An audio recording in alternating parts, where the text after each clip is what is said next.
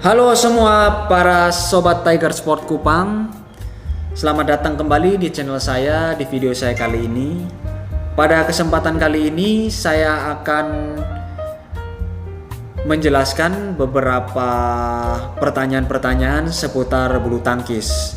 Pertanyaan-pertanyaan ini biasanya ditanyakan oleh para pemula maupun para pemain-pemain yang penghobi bulu tangkis juga. Jadi ini pertanyaan umum ya teman-teman ya. Jadi yang pertama yang ingin saya jawab itu pertanyaannya, kapan harus ganti senar raket bulu tangkis kita? Jawabannya adalah sebelum dia putus ya teman-teman ya. Kenapa sebelum dia putus? Karena raket putus saat permainan itu sangat tidak bagus buat frame raket. Dan jika putusnya itu di area yang tidak seimbang, maka senar itu akan saling tarik menarik, dan jika tidak kuat maka raketnya itu bisa retak atau bisa bengkok ya teman-teman ya. Nah, terus kapan waktunya? Dalam jangka waktu berapa lama? Kalau menurut saya pribadi sih 2-3 bulan ya sejak pemasangan. Jadi misalnya hari ini pasang ya kira-kira 2 bulan sampai 3 bulan harus digunting dan dipasangi senar-senar yang baru untuk mencegah senarnya putus saat permainan. Atau jika teman-teman waktu menggeser-geser senarnya itu terdapat beberapa bunyi seperti ini.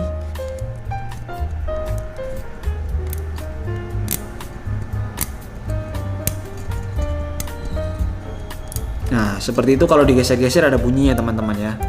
Nah, itu harus diganti ya teman-teman ya. Lalu yang akan saya bahas berikutnya adalah bagaimana cara memotong senar yang baik dan benar. Dan menurut saya itu yang baik adalah dimulai dari tengah ya teman-teman ya. Karena apa? Biar seimbang. Di senar berdirinya ada keseimbangannya, yang di tidur pun juga ada saling tarik menarik, jadi seimbang ya teman-teman ya, agar tidak merusak konstruksi dari framenya ini. Gitu. Langsung saja akan saya praktekkan. Ini ya teman-teman ya, diambil dari tengah, dibawa ke tengah. Nah, sewaktu sudah menemu titik tengahnya, kita gunting bagian yang tidur dan berdiri sekaligus. Misalnya miring seperti ini ya teman-teman ya. Nah, sudah, maka dia akan seimbang teman-teman. Kalau teman-teman hanya potong di bagian berdirinya saja, maka raket ini secara otomatis akan melar ke samping. Nah, itu harus segera dipotong bagian berdirinya juga. Nah, yang ini jika sudah tengahnya sudah yang berdiri dan tidur sudah terpotong, nah kita langsung aja potongnya sesuai arah jarum jam ya. Dari atas sini, dari pinggir sini, dari bawah sini, terus biar dia seimbang. Seimbang, tidak merusak frame dan ramah untuk framenya. Oke. Setelah itu langsung saja dibuang senar-senar yang lama ini. Ya teman-teman, ini sudah selesai saya keluarin semua senar-senar sisa tadi. Dan yang berikutnya adalah apa yang harus kita perhatikan agar menjaga raket kita ini tetap awet ya teman-teman ya. Yaitu adalah ini teman-teman, grommet alias mata itik pada raket. Yang hitam-hitam ini, yang banyak-banyak sekali tempat masuknya senar. Kenapa grommet atau mata itik itu sangat penting bagi raket kita? Karena grommet ini yang memberikan perlindungan kepada raket ketika senar itu ditarik. Jadi waktu senar ditarik itu kan dikencengin. Nah, grommet ini fungsinya adalah untuk melindungi kontak langsung dari senar kena di raket. Karena kalau kena di raket sendiri nanti ya sayang juga di raketnya ya. Karena raket ini kan ujungnya kan bisa-bisa agak tajam. Itu bisa membuat senarnya cepat putus dan bisa memberikan dampak yang buruk bagi frame raket kita ya teman-temannya. Jadi itu harus diperhatikan. Jadi kalau sebelum pasang bisa disampaikan ke tukang pasang senarnya, bilang aja tolong dicekin sekalian grommetnya, kalau ada yang rusak tolong diganti. Biasanya harganya grommet itu bervariasi ya guys ya. Ada yang langsung paketan, misalnya langsung ganti se-frame berapa, atau dihitungnya per biji. Jadi macam-macam. Tidak mahal sih, tapi ini sangat penting bagi usia dari raket kita nanti. Dan sini berikutnya saya akan memberikan contoh bagaimana grommet itu yang harus diganti ya teman-teman ya. Jadi misalnya seperti grommet yang ini. Kalau teman-teman bisa lihat itu kayak seperti sudah ulang-ulang dipakai, sudah diputar ulang-ulang dan memang sudah waktunya ganti ya teman-teman ya. Ini coba akan saya ganti ya teman-teman ya. Kalau saya sih menggantinya pakai tang khusus grommet ini ya teman-teman ya. Jadi ini tang ini agar membantu mengeluarkan grommet dan tidak melukai frame-nya teman-teman ya. Jadi biar frame-nya nggak bocel atau apa gitu ya teman-teman ya. Mari mana yang ini? Oke. Gini masukin.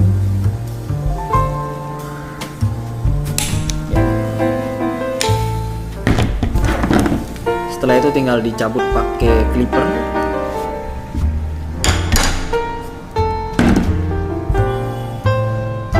Ini ya teman-teman ya. Kalau sudah jelek itu sekiranya seperti ini, segala sisinya itu sudah pernah dipakai. Jadi untuk diputar ke arah manapun ini sudah tidak bisa dipakai lagi ya teman-teman ya. Ya seperti ini. Berikut, nah ini akan saya ganti, saya masukkan kembali dengan grommet yang masih baru. Berhubung yang tadi itu adalah grommet yang besar, maka saya akan ganti juga dengan grommet yang besar. Kenapa yang besar? Karena lubang itu adalah lubang yang akan dilewati oleh dua senar, yaitu senar berdiri dan senar tidur akan dilewati bersama di lubang yang itu. Jadi ukuran grommetnya harus besar. Oke. Tinggal dimasukin saja. Dan kalau di sini terlalu panjang bisa kita potong sedikit.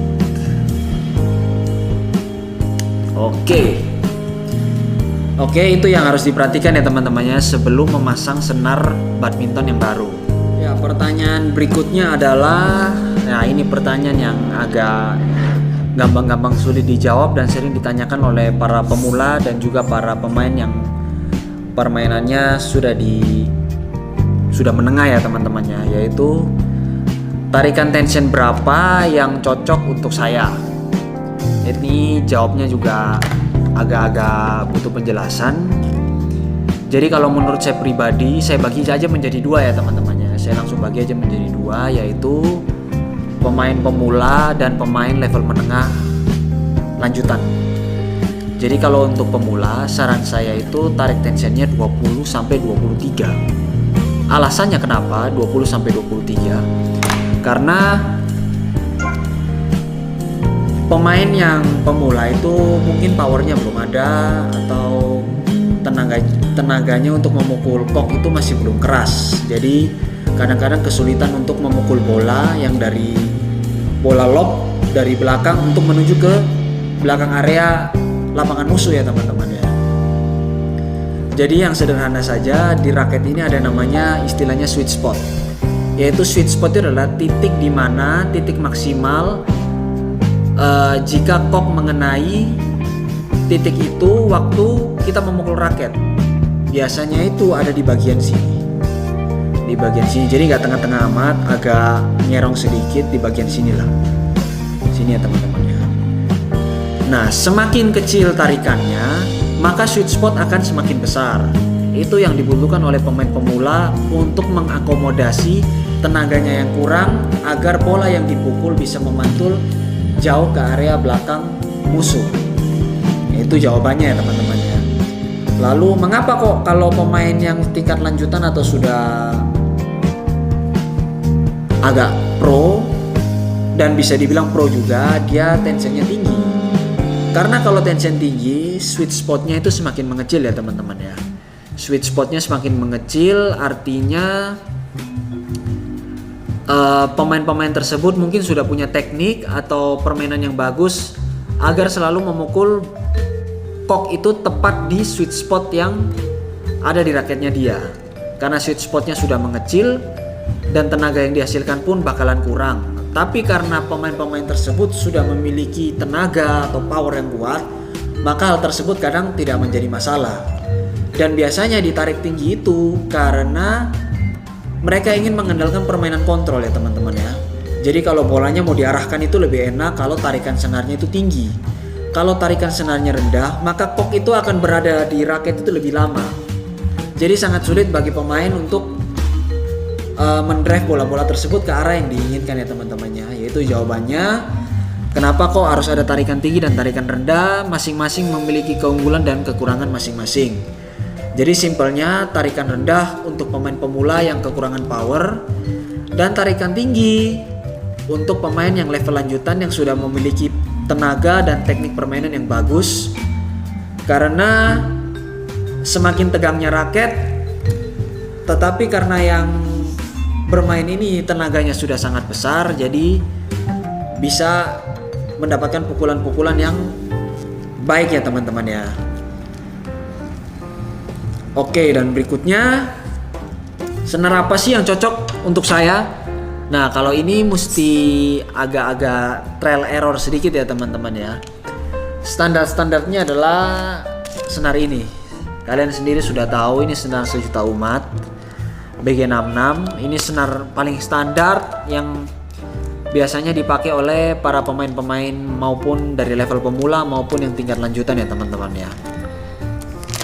Ini diameter senarnya adalah 0,66. Jadi pada logikanya senar yang anggapannya 0,66 ini adalah bagian tengahnya teman-teman ya.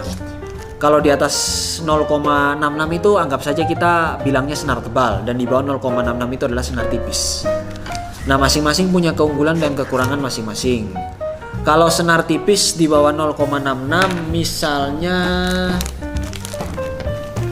ini ya teman-teman ya, ini 0,61. Senar tipis keunggulannya adalah kita tidak perlu tenaga yang besar untuk menghasilkan pantulan yang keras ya teman-teman ya. Jadi untuk pemula bisa memakai senar ukuran 0,61 dengan tarikan yang agak sedikit di bawah. Itu bisa membantu para pemain-pemain pemula tersebut untuk menghasilkan power pukulan yang bisa untuk menandingi musuh-musuhnya.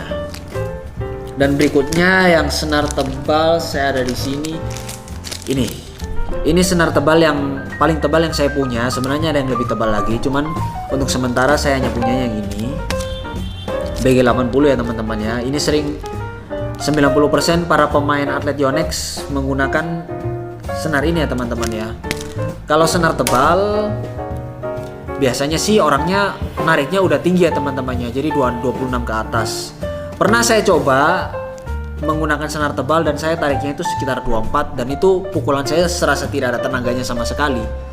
Jadi bolanya tidak mau melaju dengan cepat. Jadi menurut pengalaman saya nih, entah kenapa kalau senar tebal tariknya harus 26 ke atas, bahkan mungkin sampai 30 untuk menghasilkan pukulan yang enak ya teman-temannya. Jadi di drive enak, buat nyemes juga asal tenaganya ada, bolanya bisa melaju ya teman-teman ya. Nah, yang berikutnya adalah kalau misalnya teman-teman ini sudah memilih senar, sudah memilih tension, tapi kok masih belum cocok ya. Teman-teman merasa saya ini masih pemula atau sudah level lanjutan, itu masih bimbang ya. Di sejauh mana level teman-teman bermain? Jawabannya untuk menemukan senar dan tension yang tepat adalah dengan dicoba-coba ya teman-teman ya. Misalnya standar-standar saja teman-teman pakai senar ini BG66, dipasangi di raket, diminta ke tukang senarnya, Pak bikinin tensionnya 20, misal taruhlah 25 misalnya, taruhlah 25. Oke, setelah itu bermain masih kurang nyaman. Misalnya masih kurang nyamannya itu karena apa? Kok tenaganya masih belum ada, kok bolanya dipukul out terus. Nah, itu tergantung. Kalau misalnya merasa tenaganya tidak ada, berarti itu harus diturunkan. Dan diturunkannya pun harus dengan senar yang sama, dengan mesin senar yang sama, dengan tukang senar yang sama. Kalau bisa sih itu harus sama semua, baru bisa menemukan tension yang tepat buat teman-teman ya buat teman-teman ya. Begitupun sebaliknya, kalau saya pukul sering out terus, kok sering bolanya sudah di lock tapi sering out jauh ke belakang, itu berarti tenaga teman-teman terlalu besar untuk tension itu. Jadi misalnya tadi 25, ya dinaikin lah misalnya naikin satu dulu 26, atau kalau mesinnya digital bisa 26,5 ya, gitu ya teman-teman ya. Jadi harus dengan, sekali lagi, dengan mesin yang sama, tukang senar yang sama, senarnya harus sama, raketnya juga harus sama. Itu baru teman-teman bisa mengetahui tension berapa yang cocok untuk teman-teman. Jadi kalau udah nyaman ditarikan itu ya sudah, berikutnya untuk gantinya ya segitu-segitu aja. Jadi harus diingat ya teman-teman ya. Terus berikutnya kadang-kadang ada pertanyaan, Bang, gimana sih Bang, mending saya ini tarik di mesin manual atau mesin digital ya? Kalau jawaban saya sih dua-duanya sama aja, bisa menjadikan kamu, bisa menjadiin senar di raket kamu, bisa terpasang. Cuman perbedaannya adalah biasanya di ketersediaan di masing-masing kota. Kalau di kota-kota kecil mungkin nggak ada mesin digital, jadi ya terpaksa pakai mesin manual. Biasanya orang-orang yang nyenarin ke saya bilangnya dulu di mesin manual misalnya 28. Berarti ya kalau pakai mesin digital sih ya mungkin dikurangin 2 lah kira-kira teman-teman ya, bisa 2 lbs bedanya, yaitu mungkin 26 kalau di saya 26 atau 25,5 itu sudah biasanya setara dengan 28-nya mesin manual. Dan tapi tergantung juga sih, kalau mesin manual maupun digital saya selalu menggunakan alat ini ya teman-teman ya. Saya selalu menggunakan alat ini untuk mengkalibrasi dan mengecek apakah mesin saya ini sudah tepat belum, maksudnya sudah sesuai belum tarikannya. Begitupun dengan mesin manual ya teman-teman, harus sering-sering dicek apakah mesin manual tersebut itu masih akurat atau tidak. Jadi kalau alat ini misalnya kita setel di mesin manualnya 30 lbs, jadi alat ini juga harus menunjukkan bahwa tarikannya benar-benar 30 lbs teman-teman. Jadi harus sesuai ya teman-teman ya. Itu untuk menjaga keakuratan mesin dan juga agar senar yang kita tarik untuk customer, untuk para pemain-pemain itu jadi akurat. Jadi kalau misalnya customernya requestnya 26, ya dia benar-benar 26 rata. Jadi jawabannya sederhana seperti itu saja teman-teman. Jadi tergantung ketersediaan di kota masing-masing, dan juga mungkin dari sisi harga kan pasti biasanya digital lebih mahal ya teman-teman ya. Ya itu aja sih. Oke, terima kasih telah menonton video saya kali ini. Mohon maaf jika ada salah-salah kata. Jika kalian punya komentar-komentar atau kritik-kritikan atau pertanyaan yang mungkin belum terjawab, bisa langsung di kolom komentar, nanti akan saya jawab ya teman-teman. Dan jangan lupa klik tombol like and subscribe untuk mendukung saya dalam mengembangkan edukasi-edukasi mengenai sekitar peralatan bulu tangkis ya teman-teman ya. Oke, itu saja dari saya kali ini. Terima kasih. Salam Tiger Sport.